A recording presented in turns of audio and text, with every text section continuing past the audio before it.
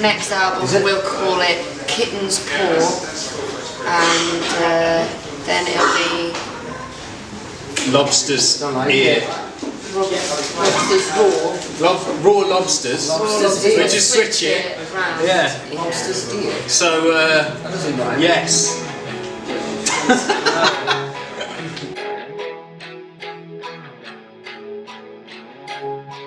Well, it's a scientific term, and we came across. It's a term that describes how bone is able to deal with different types of stress and pressure and breakage, and it just seemed like the perfect motif for the album that we were writing. It was, the title and the sense of the album.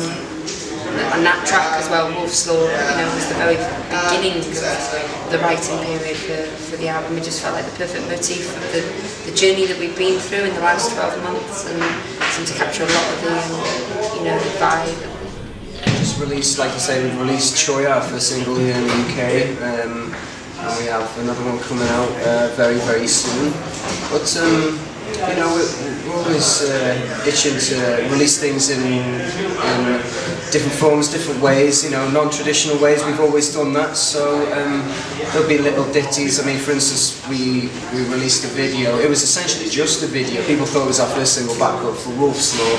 It was an art piece, I suppose, that kind of introduced the sentiment and, like you were just saying,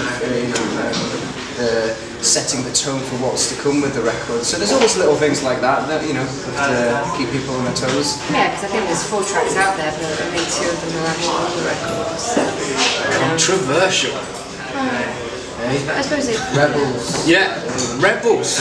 Yeah, you said it. It's nice to put everything in boxes.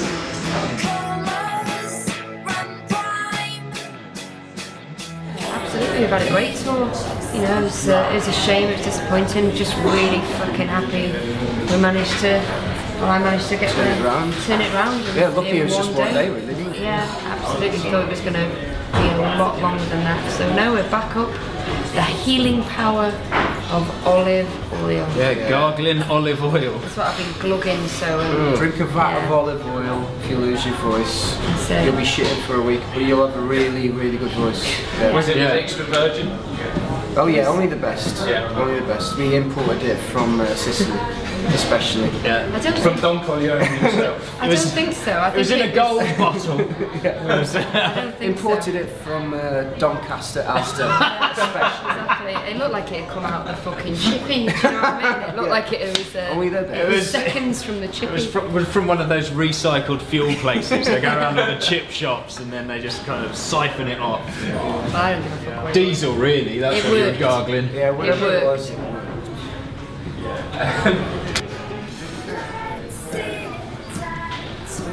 Maybe it helped the fact that we had the big war pretty much recorded, so we knew what our creative vision was, and the label were kind of joining us, rather than us kind of chasing a deal.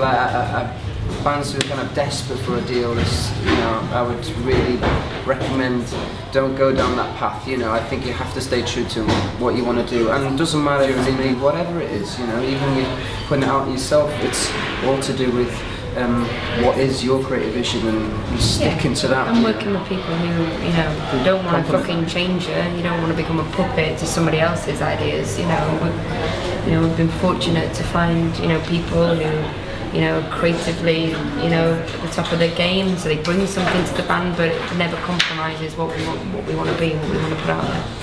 Yeah.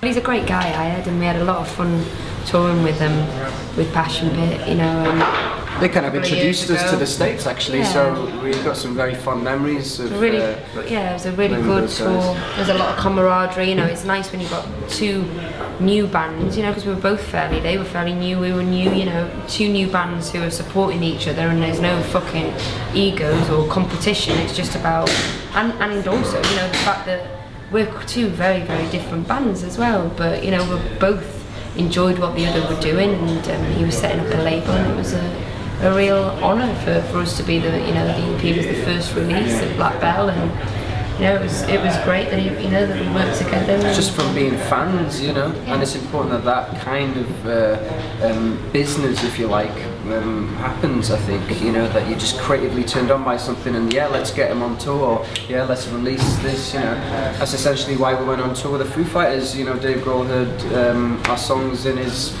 car in LA, you know, on the radio, enjoyed it. Hey, do you want to come on tour? You know, we like that kind of way of working. It's refreshing. Well, it's true, isn't it? It's not about backhanders and who you know. Absolute pleasure, you know. I think when you're getting up there in front of your fans, people have invested. I mean, God, we've got people who've been there right from the start, and I think if anything, those are really the true gigs. It's nice to play in front of a new audience and the challenge. You know, we like playing just gigs in general, but I think your own shows, regardless of the size, because these are smaller shows really for us. But yeah, it's great. Get up, nice, you know, nice and up front and close with them. Yeah, real personal. Real personal. Smell the. This is personal. Smell the interaction. Yeah.